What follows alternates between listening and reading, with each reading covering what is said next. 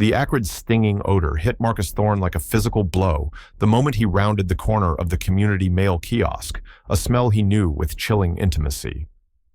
It was the unmistakable olfactory signature of a strong corrosive something that had no business being in the open air of the meticulously manicured Oakshade Landing subdivision. His steps quickened, a cold dread gripping his heart, his gaze sweeping the area. Then he saw her.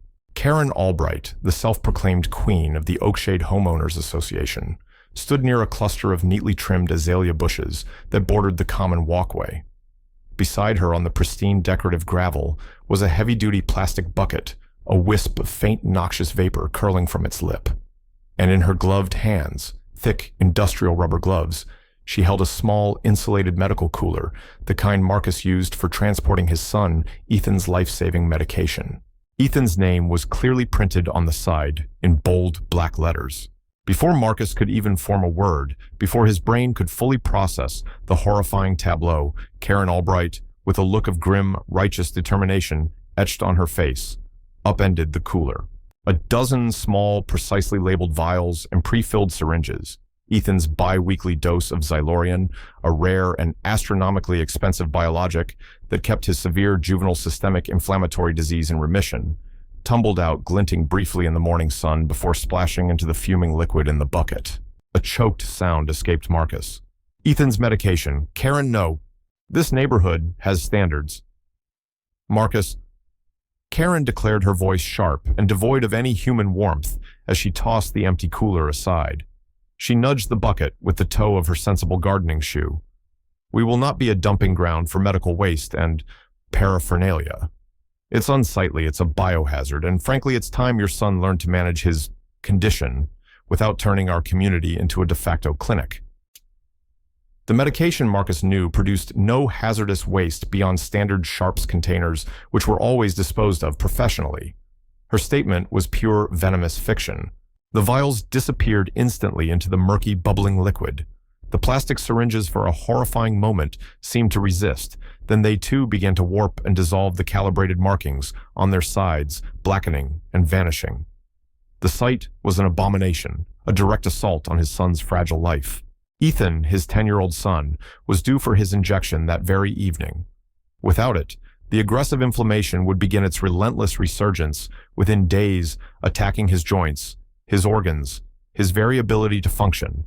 Replacing the Xylorian was a logistical nightmare involving specialized pharmacies, multiple insurance pre-authorizations, and a delivery time that could stretch to a week or more, even with an emergency request.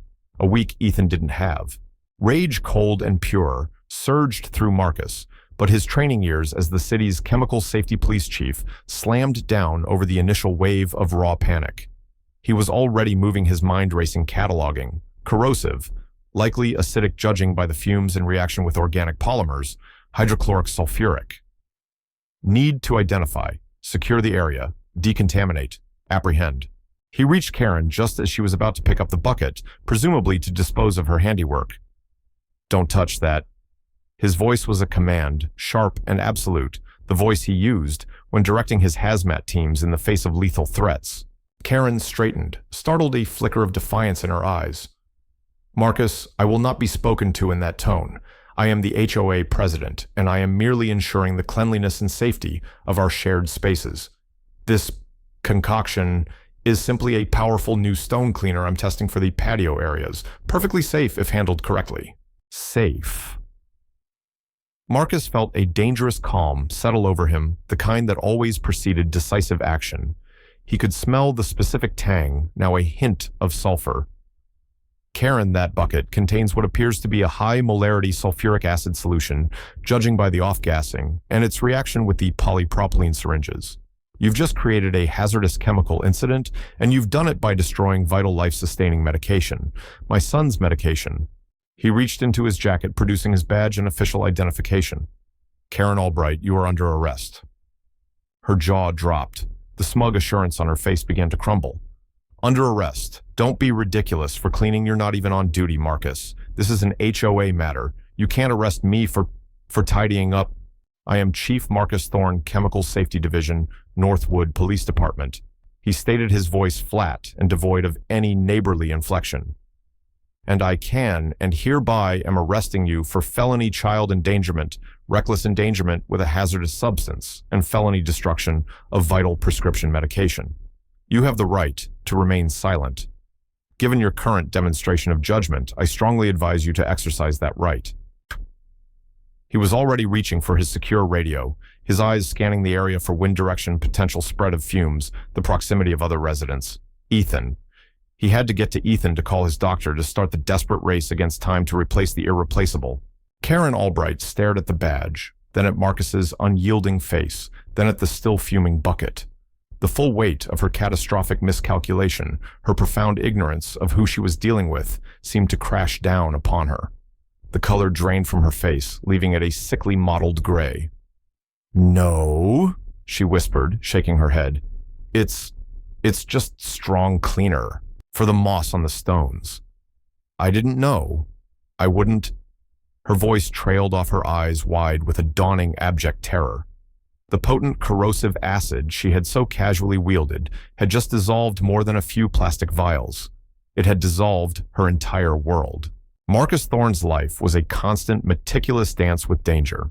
As chief of the Chemical Safety Division, he was the city's foremost expert on hazardous materials.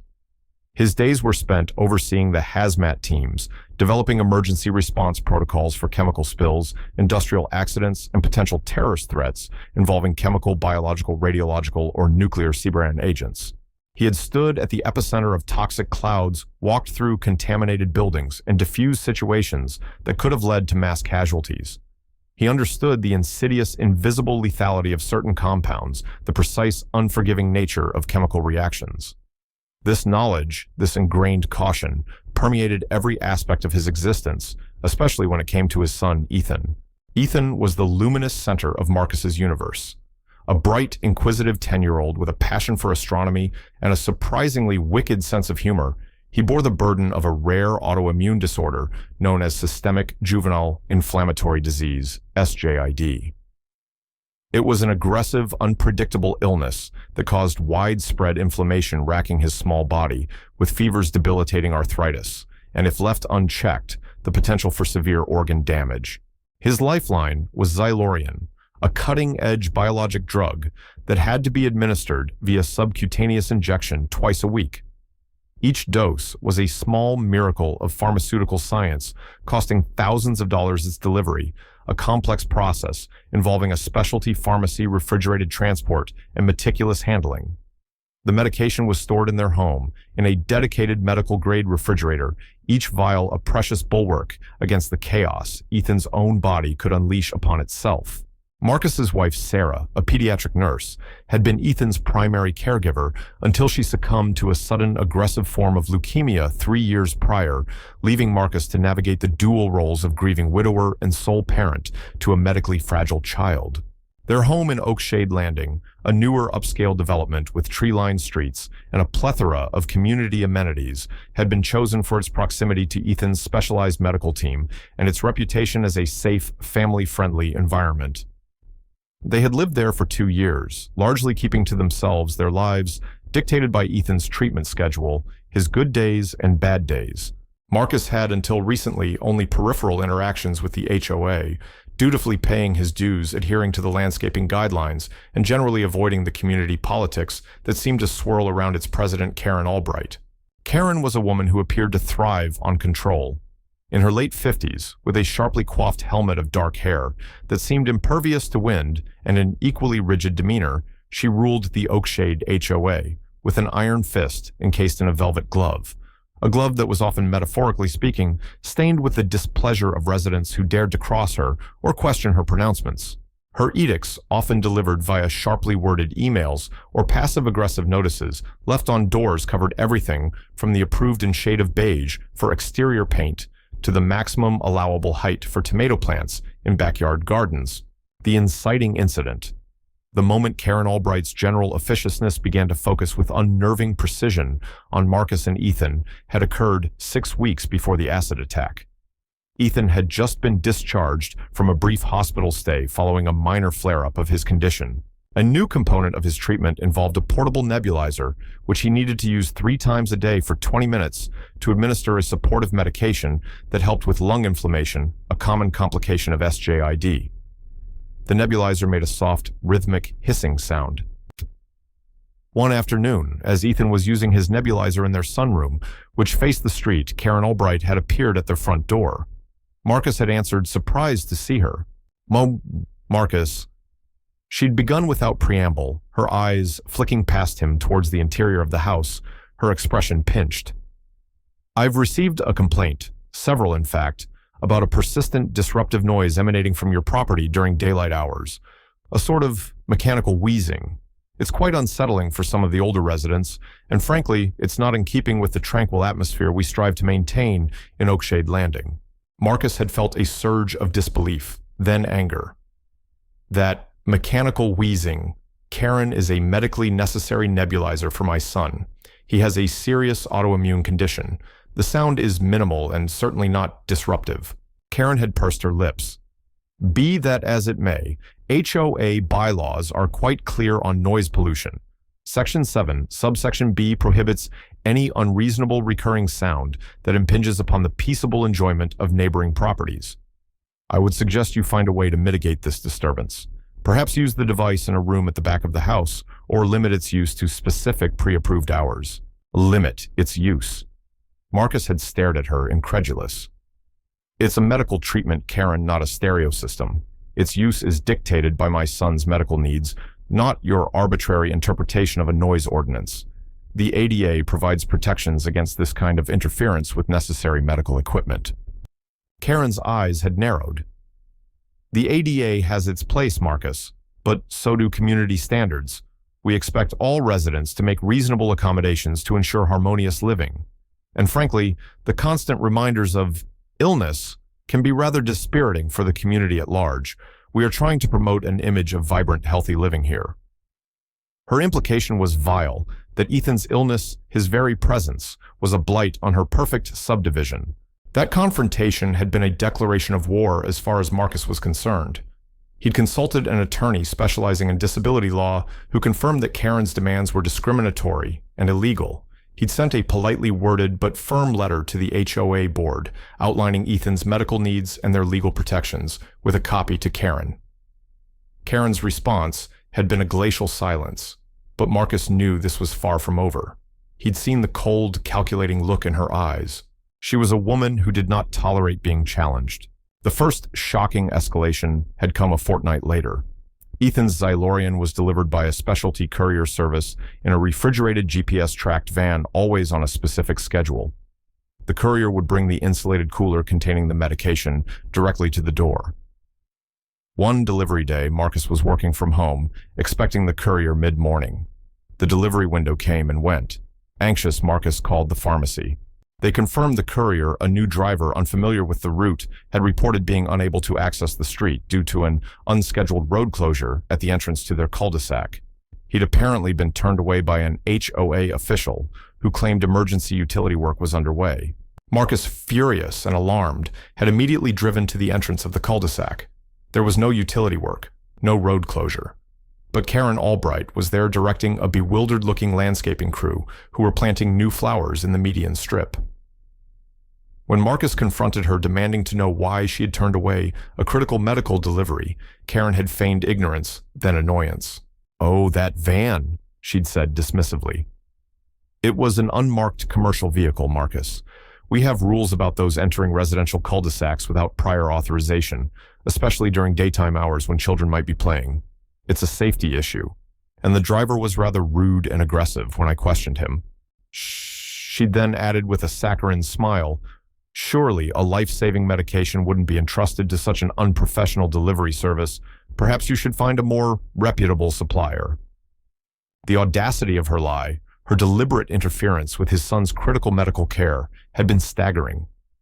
Marcus had managed to contact the courier company and redirect the driver who, flustered and apologetic, finally made the delivery 3 hours late, the medication's temperature log thankfully still within acceptable limits. But the incident had shaken Marcus to the core. Karen wasn't just a petty tyrant. She was actively, maliciously attempting to sabotage his son's health. He'd filed another formal complaint with the HOA board, including a statement from the courier company, and also reported Karen to the police for interference with a medical delivery, though he knew that without proof of intent to cause harm, it might be difficult to pursue criminally. He installed additional security cameras around his property, his protective instincts on high alert. He had never imagined Karen would escalate to the direct physical destruction of the medication itself, using a hazardous chemical to do so. The sheer barbarity of it, the calculated cruelty, was beyond anything he had encountered even in his grim profession. As he stood there on the walkway, his son's life force literally dissolving in a bucket of acid at his feet, Karen's smug, self-righteous pronouncements echoing in his ears, Marcus understood that he was not dealing with a rational person.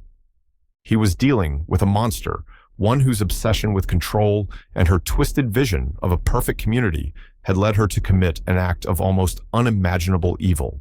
The first patrol car screamed to a halt at the curb lights, flashing, shattering the suburban quiet.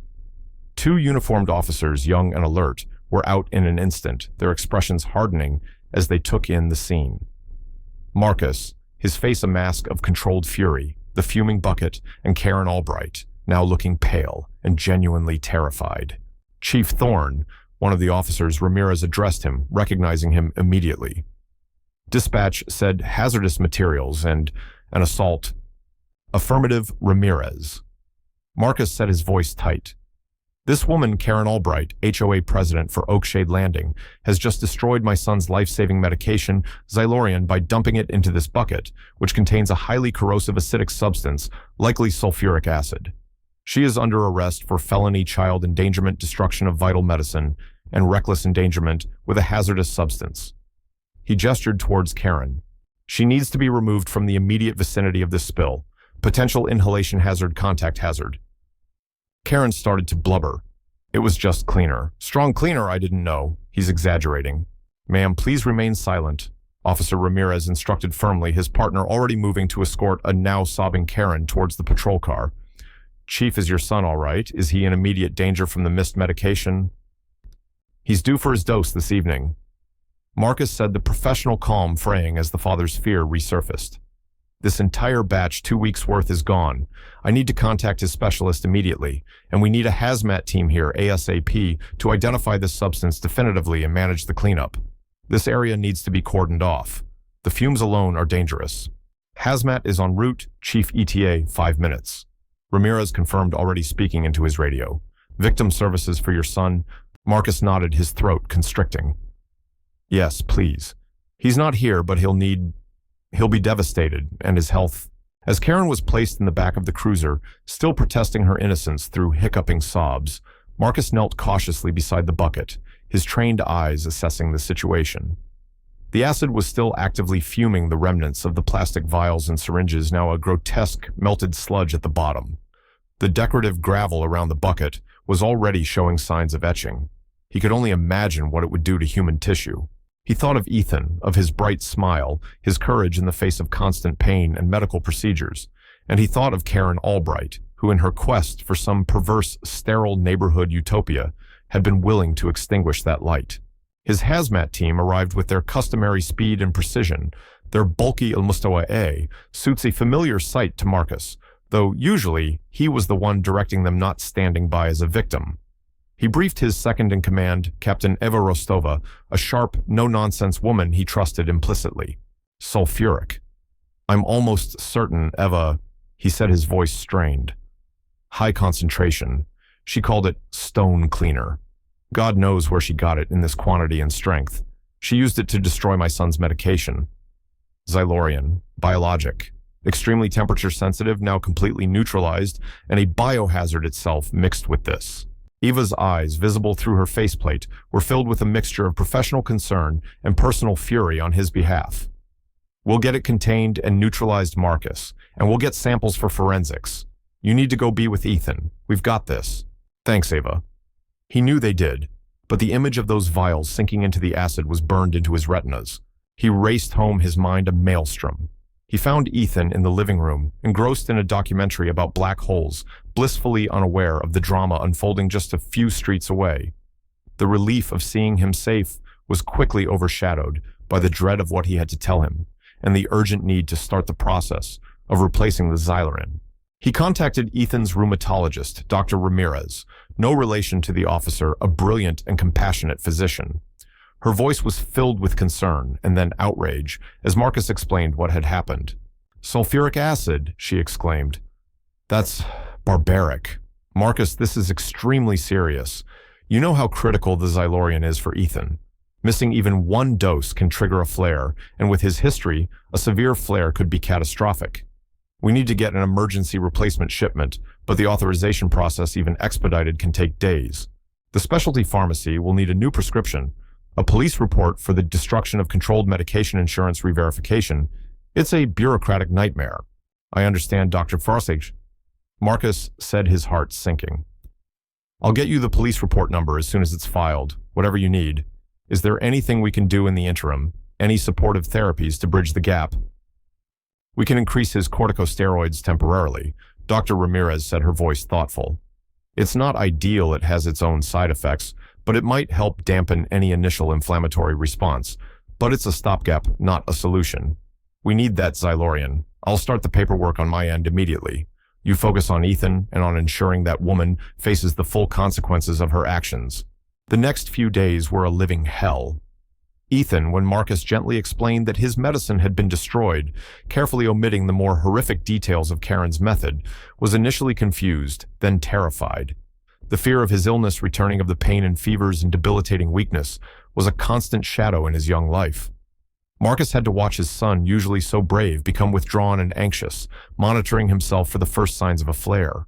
The increased corticosteroids made Ethan irritable, puffy-faced, and unable to sleep.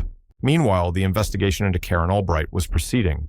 She had been booked, and to Marcus's disgust, released on a substantial bail, though with strict conditions, including a restraining order keeping her away from Marcus and Ethan, and a requirement for a psychiatric evaluation. Her defense attorney was already trying to spin the narrative, claiming Karen was a pillar of the community, a dedicated volunteer who had simply made a terrible mistake with an unlabeled chemical she believed to be a cleaning agent, and that Marcus, due to his professional background and personal stress, was overreacting and maliciously targeting her. The Hazmat team's analysis confirmed Marcus's initial assessment. The bucket contained a concentrated solution of sulfuric acid, consistent with industrial-grade drain cleaner or battery acid, far stronger than any typical household stone cleaner. They also found traces of the Xylorian and its packaging materials in the residue, irrefutable proof of what Karen had destroyed. The source of the acid became a key question. Karen, in her initial police interview before invoking her right to silence, had vaguely claimed she'd ordered it online for tough outdoor cleaning tasks. Investigators were tracing her online purchases. Then came the midpoint twist, a revelation that shifted the understanding of Karen Albright's motives from mere malicious stupidity or HOA-fueled obsession to something far more calculated and sinister. Detective Harding, the lead investigator on Karen's case, the same detective from a previous unrelated case involving an HOA, a grim coincidence not lost on Marcus, called him. "Marcus, we got a warrant for Karen Albright's financials in her computer. We found something. It's not just about her being an overzealous HOA president with a sadistic streak. This might be tied to something much bigger." "What is it?" Marcus asked, a sense of foreboding creeping over him. "Karen Albright is in deep financial trouble," Harding explained. "Massive credit card debt, a second mortgage on her house, even some payday loans. It looks like she was living far beyond her means trying to maintain that perfect Oakshade Landing image. But here's the kicker: we found correspondence between her and a shadowy online entity that calls itself Community Purity Advocates. It's a fringe group, promotes a kind of twisted eugenics, arguing that people with chronic illnesses, disabilities, or those who are unproductive are a drain on society and on desirable communities. They offer consultation services on how to gently encourage such individuals to relocate, often through harassment, creating hostile environments, and even in some extreme chat logs, we uncovered suggesting ways to disrupt their support systems. Marcus felt a chill run down his spine. "Are you saying Karen was taking advice from a hate group on how to target my son?" "It looks that way," Harding said grimly. "We found downloaded pamphlets from this group on her computer guides on how to use HOA regulations to harass, how to make anonymous complaints, how to create an atmosphere of unwelcome. And there were encrypted emails where she discussed problem residents in Oakshade, specifically mentioning Ethan and his expensive ongoing medical needs and his impact on community resources and image. She was asking for advice on how to handle the Ethan problem more permanently. The destruction of Ethan's medication viewed through this lens was not just a cruel, impulsive act. It was potentially a calculated step, inspired or even guided by this hate group to make their lives so unbearable that they would be forced to leave Oakshade, or worse, to directly endanger Ethan's life. Karen wasn't just a power-mad HOA president. She was a woman steeped in a hateful ideology, willing to target a sick child to achieve her twisted goals, perhaps even hoping to gain some financial reward or recognition from this community purity advocates group for her actions. She saw my son as a blight to be eradicated, Marcus said, his voice hoarse with revulsion. Not just an inconvenience, but someone to be actively driven out, or worse. This changes everything. It certainly elevates the level of premeditation and malice. Harding agreed. We're trying to trace any financial transactions between her and this group. This isn't just about child endangerment anymore, Marcus. This is potentially a hate crime. The upcoming HOA emergency meeting, called by outraged residents, was set to be a showdown.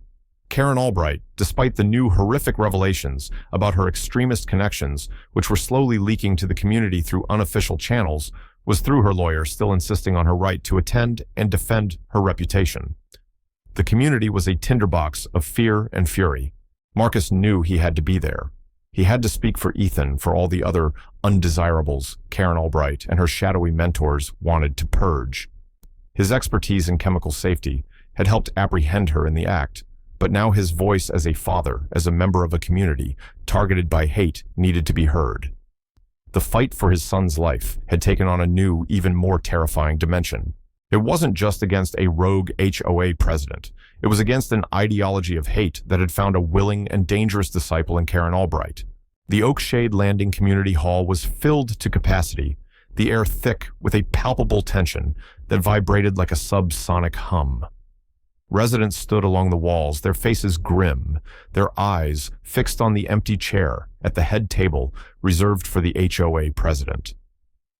Karen Albright had not yet arrived.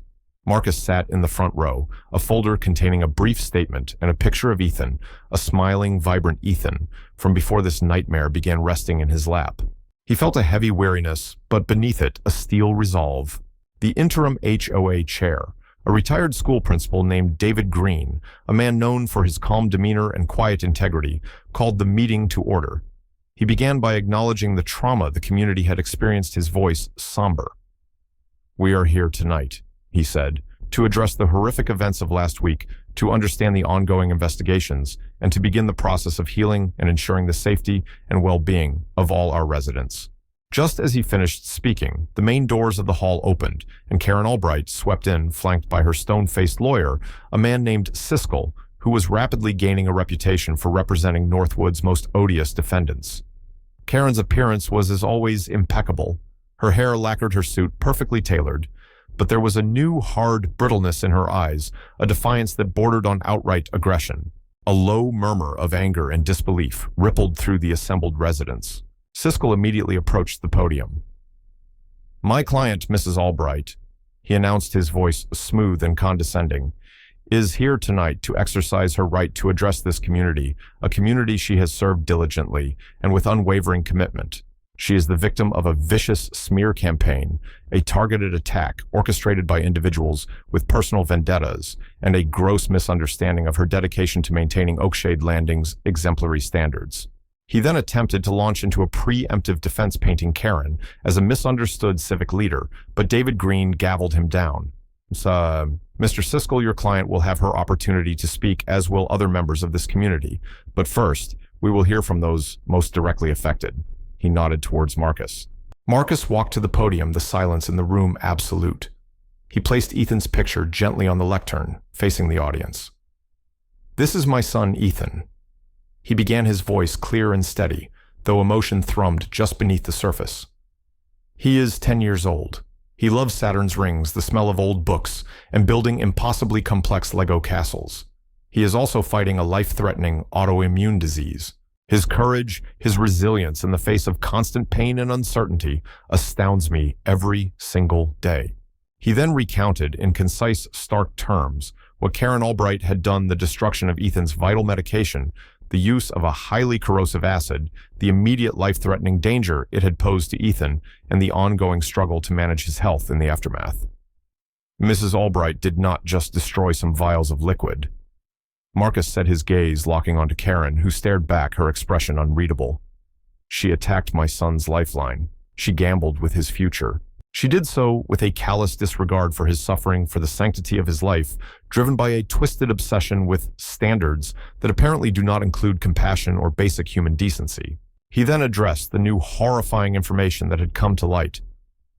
"We are now learning," he continued, his voice hardening, "that this may not have been an isolated act of malice.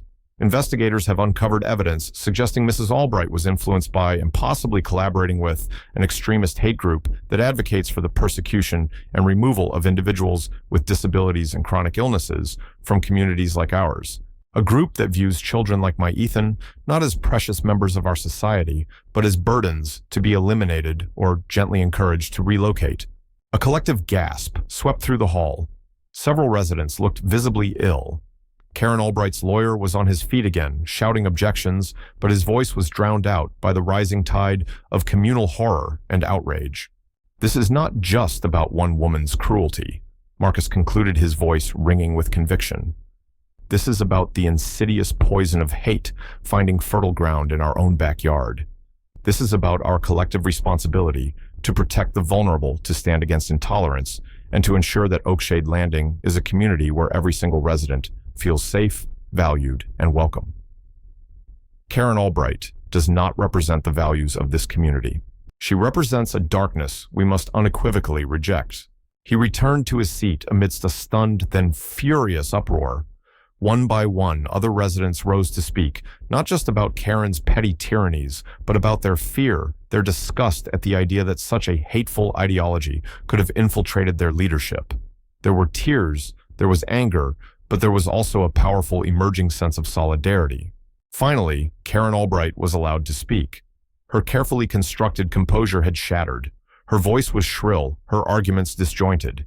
She denied everything, blaming Marcus, blaming the sensationalist media, blaming the ungrateful residents who didn't appreciate her sacrifices.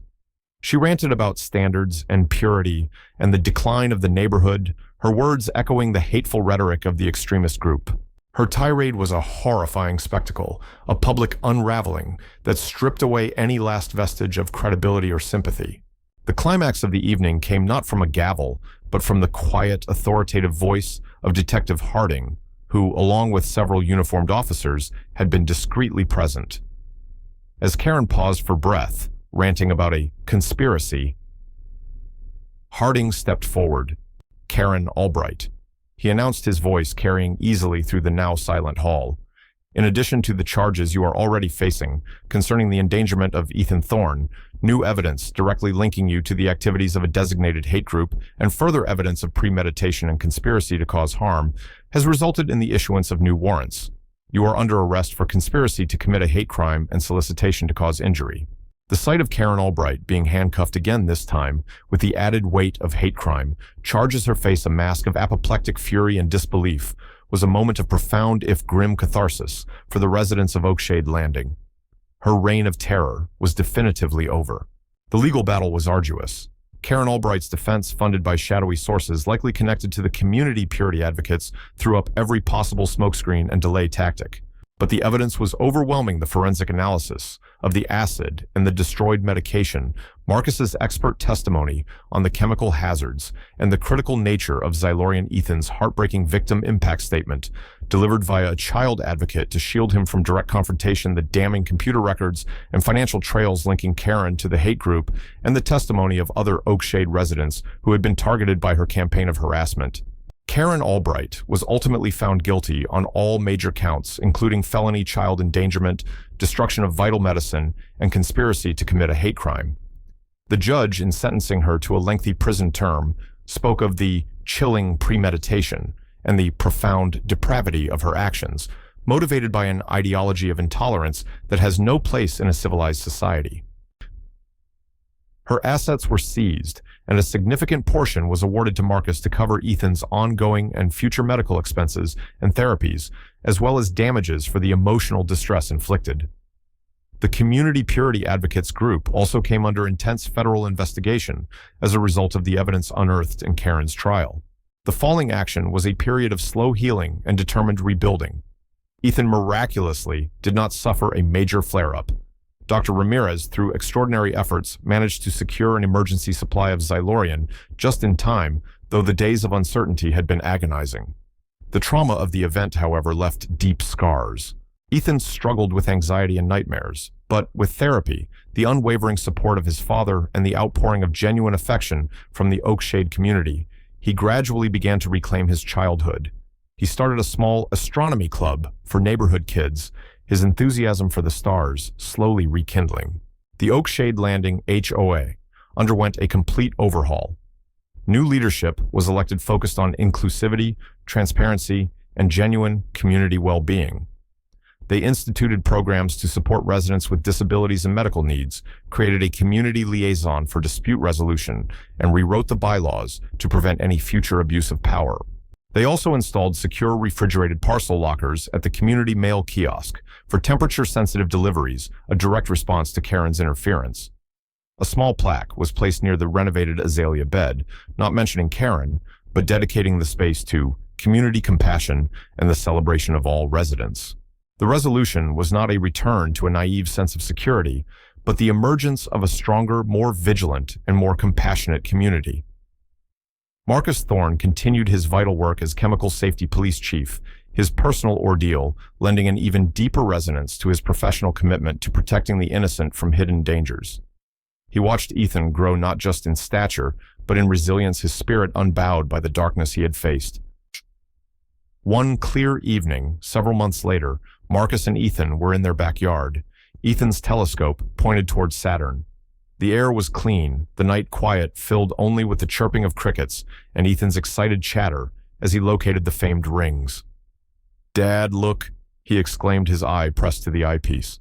"Isn't it amazing, so far away but so beautiful?" Marcus looked at his son, his heart swelling with a fierce, protective love.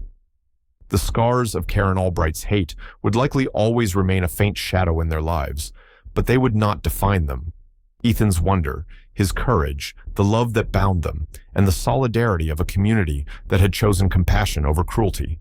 These were the forces that truly shaped their world. The fight against ignorance and malice. Marcus knew was a constant one, but in the bright, resilient spirit of his son, and in the quiet strength of a community reborn, he saw the enduring promise of hope.